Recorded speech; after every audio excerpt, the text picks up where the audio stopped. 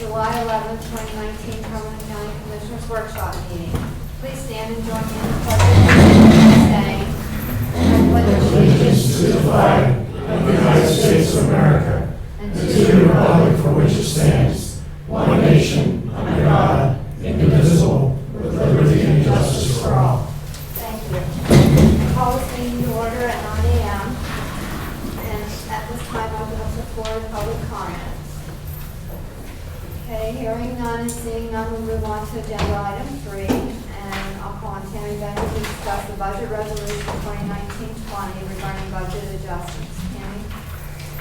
Finance is requesting approval for a budget resolution for victim witness. It's increasing revenue and expenses by $43,102.60. This is for their VOCA 2019-20 competitive grant. It's a new grant that they were just awarded, so it's putting the grant on the books. There's no effect on the general fund. Any questions, Commissioners? Thank you, Tammy. Okay, agenda item 4, I'll call on Commissioner Herzler to discuss resolution 2019-21 regarding a resolution urging public awareness meetings by hazardous liquids pipeline operators. Commissioner Herzler? Okay, thanks, Sandy. This is actually an issue that we've visited before as a board of commissioners, and I may have more to say about it on Monday. We'll hopefully take action on the resolution, but on June 29th, the Public Utility Commission published a rulemaking order in the Pennsylvania Bulletin allowing for 60 days of public comment on PUC's review of its safety regulations relative to hazardous liquid pipeline operations. And one of the subject areas for public comment, as outlined in the PUC order, is potential regulation that would require periodic public awareness meetings with municipal officials and the public. And the resolution that I've put together here would essentially serve to reiterate further support our county's previous position on this issue.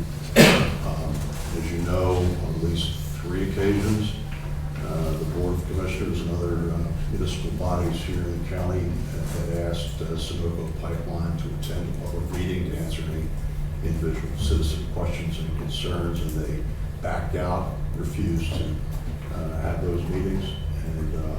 And I noticed that Sunoco Pipeline and Energy Transfer Partners is expending a significant amount of money advertising about how public safety is a top priority. In fact, I just saw another ad online on Fan Live today from the company.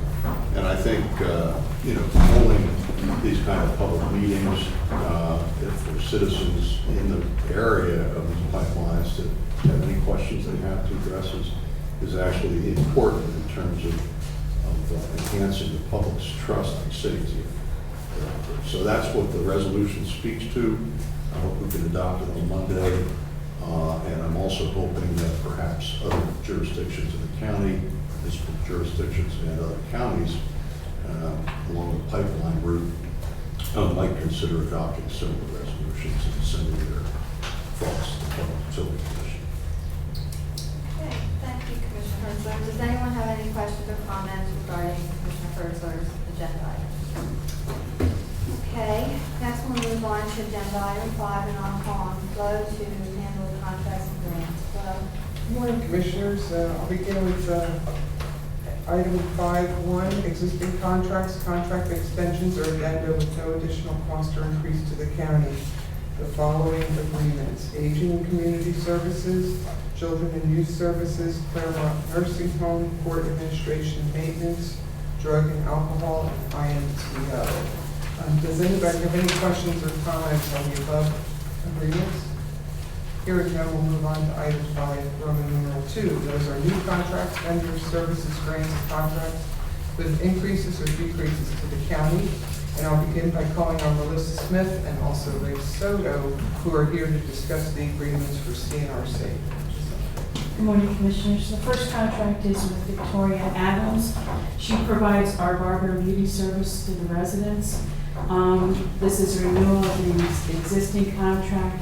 There is an increase over a 3-year period of $571. It's basically a 2% increase each year. How many days is she here with us per week? She's here at least 3 days a week, depending on the need.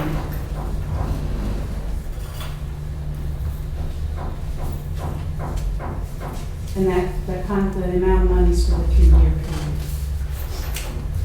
So it's about 60,000 a year. Yes, sir.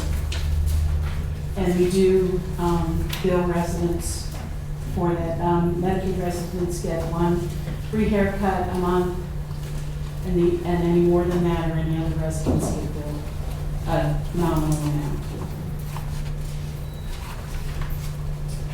The next contract is with Advantage Care. It's the new therapy contract that we're asking to provide speech, physical therapy, and occupational therapy.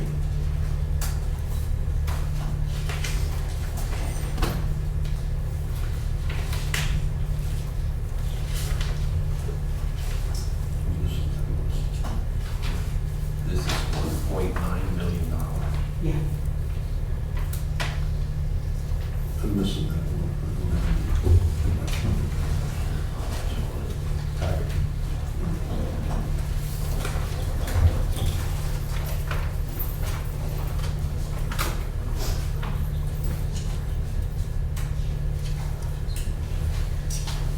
This is just a continuation of what we had before. It is a continuation of services, but with a new vendor. Oh, okay, all right. Okay. Okay. The next contract is with Care Options RX, used to be known as Alert Pharmacy. It's just renewal of their contract as well. There is a 2% expected increase. All the pricing stayed the same. It's the prescriptions, the drugs are based on the average warehouse price with a reduction of that between 16 and 20%. The increase is the consultant, he went from $61.10 an hour to $65 an hour.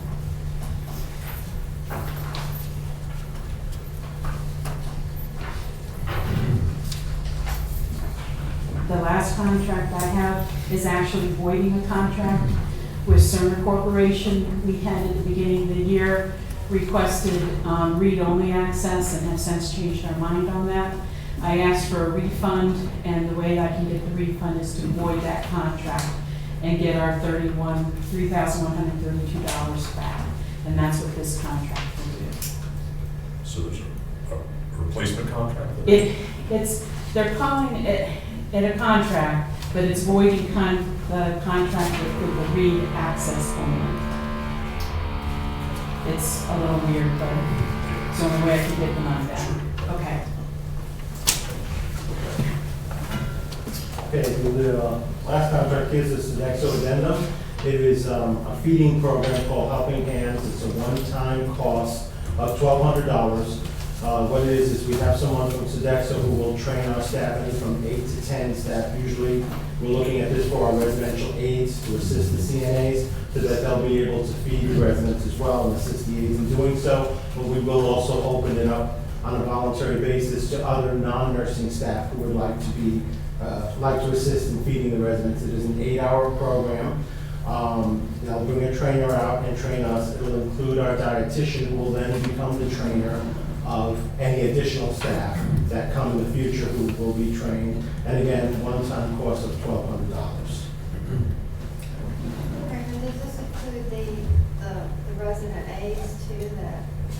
Yeah, this will primarily be for the resident aides, for them to learn Okay. to feed the residents. So this way they'll be able to do it because normally they wouldn't be able to because they're not nursing staff. But with the 8-hour program and the certificate they receive, they can do it at Claremont only. Thank you. So the dietitian who's going to be trained is our employee, not Sodexo. No, she's a Sodexo. She's She's a Sodexo employee. Yeah. We're contracted with Sodexo to train We are. her, okay. All We right. could also, if you want, have Lori Rutledge, the staff educator, who is our employee. Yeah, we can do that. I'm just wondering, because if Sodexo decides they want to reassign her, or she decides to go somewhere else, or Yeah, whatever. we can ask Laura, sure. Only reason why I'm mentioning the dietitian is because she would be the most Sure. obvious candidate to be the Okay. trainer, but we can definitely have Lori sit down on it as well, and then she can be able to train people from then on. So, what do you guys think? Is that sufficient? Sounds good. I think so. All right, thank you. Thank you. Next up, call Lisa Ryder, who's here to discuss the agreements for children and youth. Lisa? Good morning, Commissioners. We have asked for approval of 3 contracts. The first one is Edison Court, and that's for fiscal year 18-19. They're asking for a 5% increase, which is $4.26. This is in their room and board portion only. We only pay for that. And it's a program used by probation office only, and we've only had one kid there since we established the contract many years ago, but we'd like to keep the contract so they have an option if they need it. The next one is for fiscal year 1920. It's for Cornell Abraxas. We use them for many programs, especially shelter and detention, used by both CNY and JPO. They're asking for a 2% increase in all their programs. That equates to $3.34 to $6.40 increase in their programs. They provided sufficient justification to our office to grant those increases. And the last one is their foundation. It's for fiscal year 1920. We use this for our foster care programs. They're asking for a 1.3 to 1.9% increase in their programs. It's a $1.18 increase. And we added a new service in there for transportation. We find that during the school year, it's for kids to stay in their home school district. So if we move them out of their home school district, keep them in their home school district school, and we have difficulty having them transported back and forth. So Bear has established a rate of $32 an hour for us to do this. Any questions? Thank you. Thank you. Thank you, Lisa. Next up, call on Ryan Simon and Jack Carroll, who are here to discuss the agreements for drug and alcohol. Also, Ryan will discuss agenda item number 6. Ryan, Jack? Good morning, Commissioners. I'm going to address the first item. This is a new contract with the Capital Area Behavioral Health Collaborative. That's our 5-county corporation that manages the Behavioral Health Choices Project. This contract will allow CABHC to provide a total of $118,750 in reinvestment funding to our department in order to implement an expansion of our capacity to provide drug and alcohol assessments on a mobile basis. This is a project that's been in the works for a while. You may recall that back in the spring, we sought and received approval from the salary board to expand our case management unit by 1 position in order to increase our capacity to do this. We've always done some mobile assessment work, but we see this as an important complement to the work that we've started with the Warm Handoff program. We've contracted, as you know, with JFT to provide recovery specialists to do peer outreach and intervention with overdose survivors. But those certified recovery specialists don't have the credentials to do a clinical assessment that's required in order to determine an appropriate level of care when a referral is made to treatment. So we need to back them up with the capacity of our case management unit as well. The other thing is that we found the Warm Handoff program is focused on the emergency departments where the overdose patients show up. But now that we've developed this closer work relationship with the hospitals, they're doing a better job of identifying patients in their med-surg beds, in their general hospital beds that have substance use disorders. And so we're receiving more requests for help in doing some assessment and possible then treatment referrals for those individuals. Questions? The term of the contract, I should mention, is for 18 months. So it would run from the beginning of this month, July 1, through December of 2020.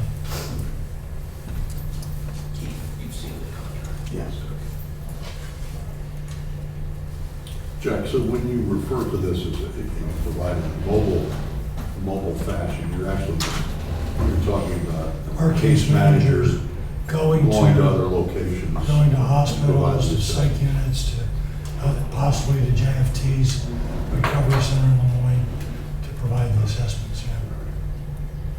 You don't necessarily mean like there's going to be an assessment vehicle that's going to be. No, Right. that's a good question, because there is a mobile Vivitrol injection clinic that we have a separate contract with. But, no, we're not going to have an RV for this one. Well, I think this is a great compliment to the warm handoff program. I fully support it. And it's good that we're getting essentially these funds back with a continuation of the collaborative that we have and health choices. Just a reminder, if we weren't managing this, there would be no such thing as reinvestment. Exactly. To help expand programs. Unfortunately, the legislature heeded our thoughts on that. So, This time.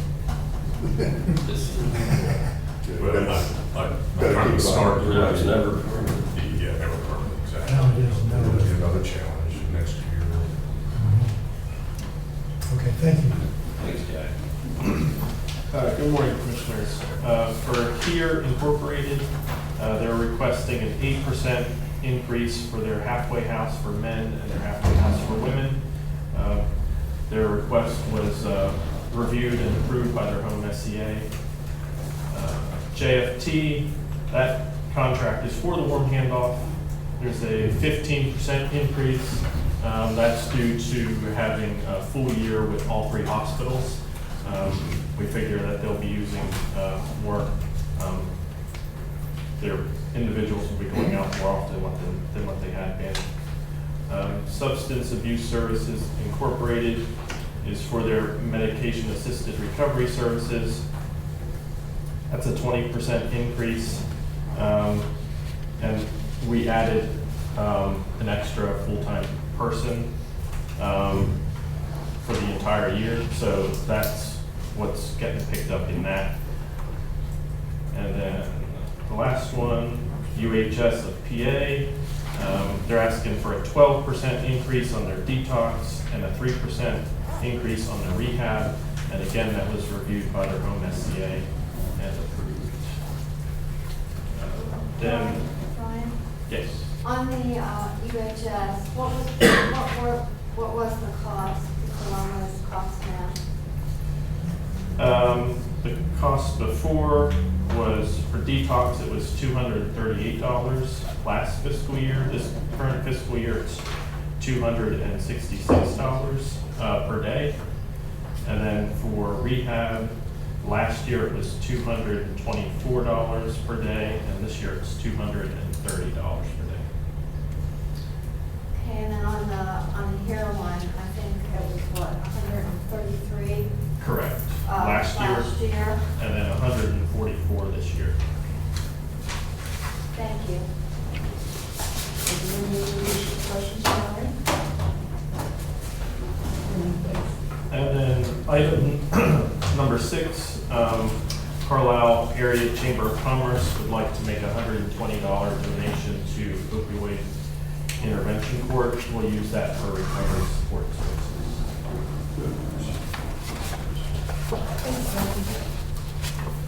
Next, I'll call on Andy Benner, who's here to discuss the agreement for juvenile probation. Andy? Good morning, Commissioners. Here to request approval of a contract with Campbell Psychological Services. This is in reference to a Cumberland County juvenile probation is one of 10 counties that's participating in a pilot program with regards to a trauma-based assessment and trauma care for the youth that we deal with. This is sort of a back-end approach to establish a contract with them. I think in some of the paperwork you have, you'll see that there's different tiers that this can go. But what this is for is to be able to, we're going to administer an assessment as youth are brought into our system. If identified as needing further treatment, we're going to make referrals to Campbell Psychological. They'll be able to provide us with an assessment at the front end and then make some recommendations as to what direction we should take in those particular cases. There is an insurance component to this as well, depending on the insurance that the youth has. So there will be billing done to insurances as well. And it's kind of try to provide the different costs if insurance is approved for any of those things, or if it's going to be a cost to our county if we have to pay for the whole service. Are there any questions for So me? it's I guess it's a 4-year contract. Correct. We just have a cover sheet on the program, so. I do have more information here if you're, we'll get you more. Yeah, if you could. Thank you, appreciate it. Any questions for me?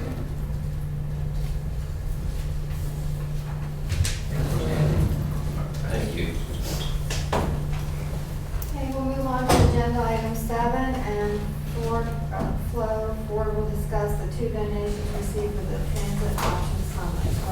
Commissioners, we received 2 donations for the Transit Options Summit, one from Gannett Fleming in the amount of $1,000 and one from EDC in the amount of $250 for that program. Any questions for Flo? Okay, agenda item 8, Holly will be discussing the amendment to Cumberland County Deferred Compensation Plan transition. Holly? Good morning, Commissioners. This amendment is for the Valley 437B plan to allow the county as the plan sponsor to direct the transition from Valley to ICMA-RC. We previously have put an amendment forward with the hopes that that would accomplish what we were hoping to. Valley came back and said no, they didn't like the language on that, so we then worked with our solicitor to provide another amendment to accomplish the transition. Both Valley and our solicitor have reviewed and agreed that this will get that task. Any questions? Thank you, Holly. Agenda item 9, I'll call on Bethany to discuss the decision of the Board of Elections regarding the selection of an express vote XL by ESNS voting system. Bethany? Good morning, Commissioners. On June 26th, the Board of Elections selected the Express Vote XL as the voting system for the county. So at this point, I would just be looking for approval on Monday to move forward. And just so you know, Commissioner, there is a letter in your packet addressed to you from the Board of Elections, and we're waiting on Dale's signature on Monday, and we'll get it first thing on Monday morning so that we have it for the meeting at 2 o'clock. Okay? Well, with respect to moving forward, I'm all in favor of moving forward. One of the things I'm interested in, though, is the discussion as to how many machines,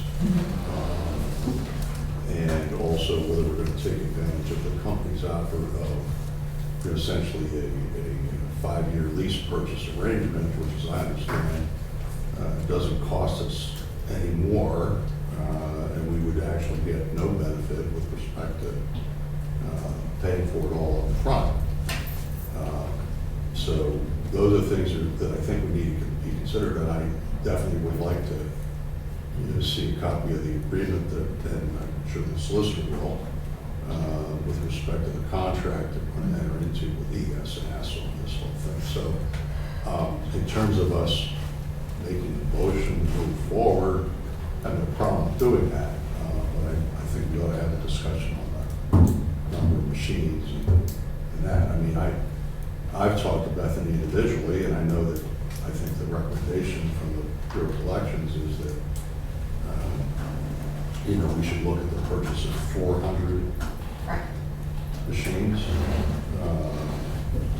which would give us a little bit of flexibility above what you consider to be the bare minimum. Correct, yes. Based on the fact that we're moving into a presidential year where registration is going to jump, and there will be a learning curve with the new machines, so we don't want to be short-handing any precincts, with the amount of machines, because there will be a small learning curve, obviously, with the new system during a presidential year, so. You're talking about the same number you've been giving us all along, right? Yeah, there was kind of a range at first, Yeah. because I didn't look at it precinct by precinct. So there's no and major change here in terms of No. what we've already seen. No, we have about 16 precincts that are getting ready to make the leap into needing another voting machine anyway, so obviously we want to take that into consideration. So once we really narrow it down to precinct by precinct, we're going to need 400. So what happens when we establish new precincts? then the machines sort of get divided out. So if you have a precinct that gets 7 and you split that precinct, then, you know, one will So we get don't 5 and one run will. we don't run any problems because of the minimum number requirement or anything? Right, this will keep us with the legal requirement of 600 per Yeah, one machine for 600 registered voters, but also give us a little bit of wiggle room, okay. So which that's we covered. need. Yeah, yeah. And whether we pay for it all at once or spread it out over 5 years, that's not required for a motion, correct? At this time.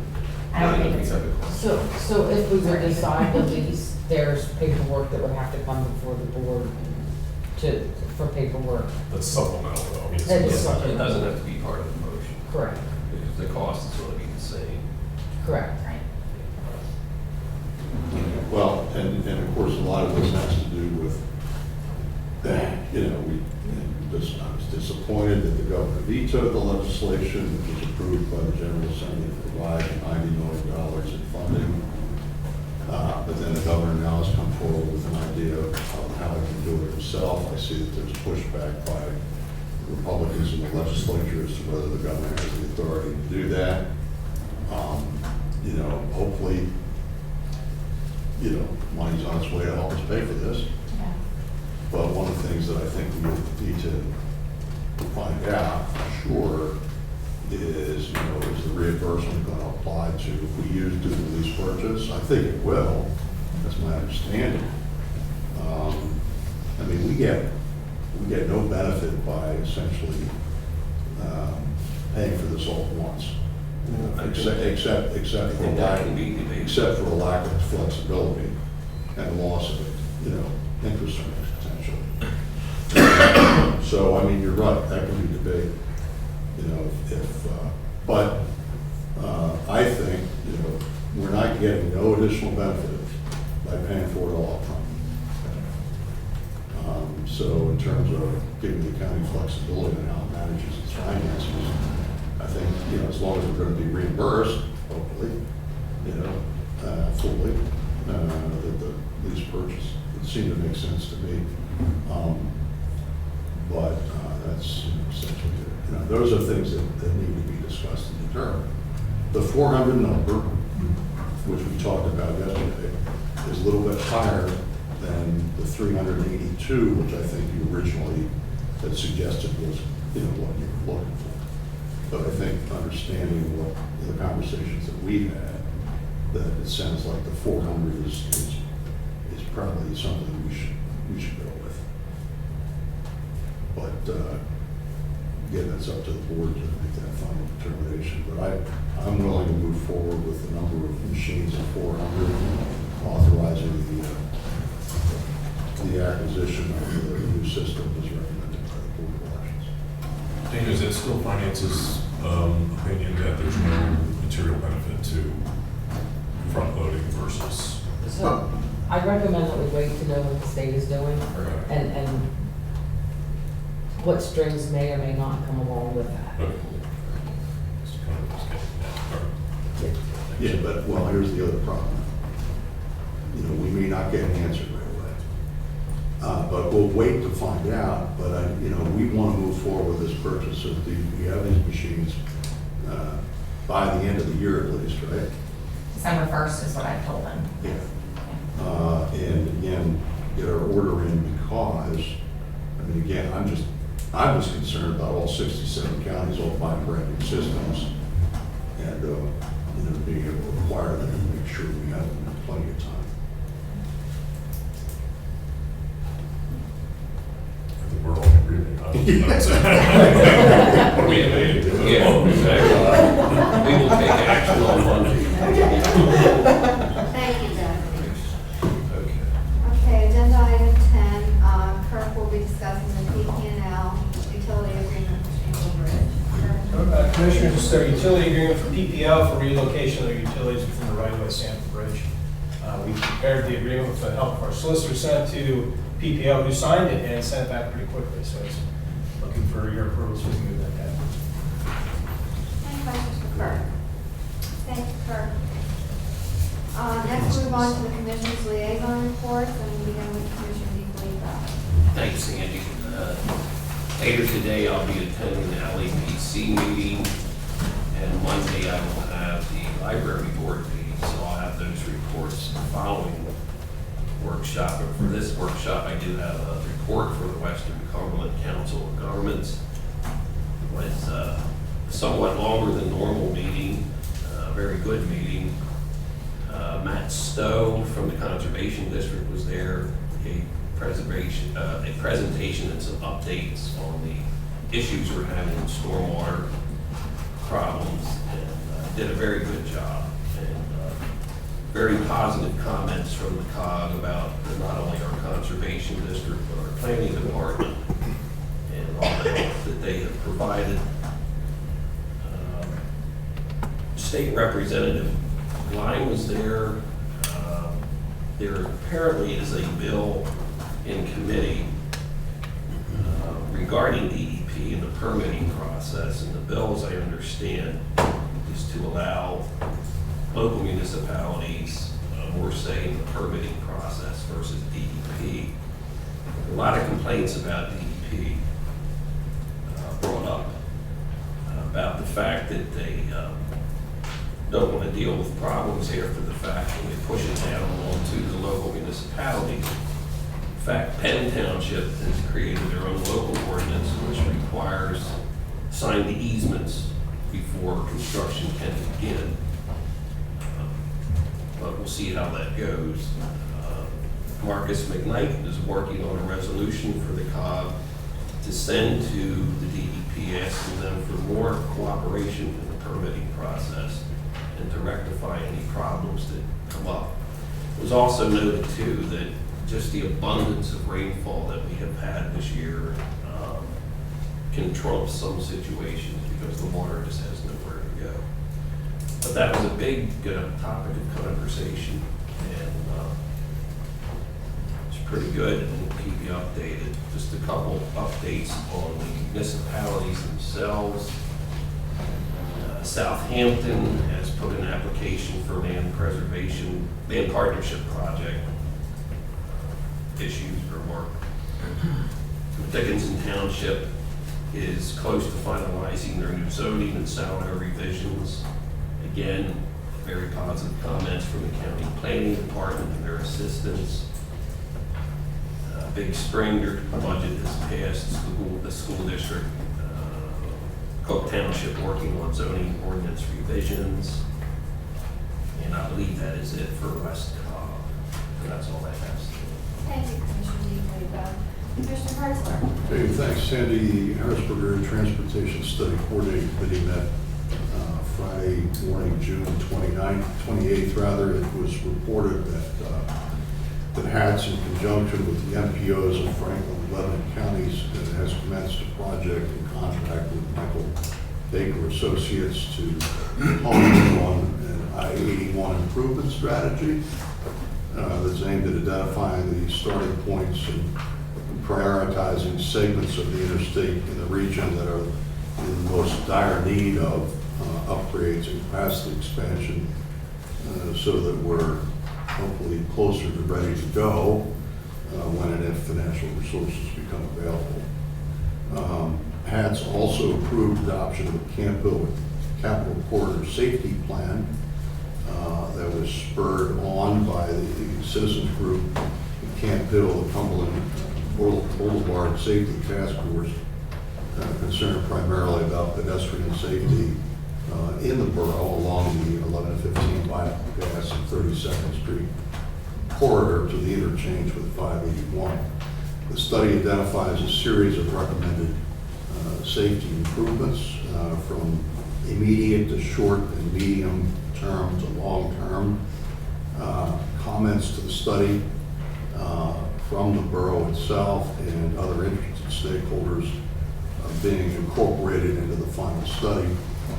$300,000 has been set aside in the Transportation Improvement Plan to begin to address some of the, I'll call it low-hanging fruit outlined in the study for immediate action.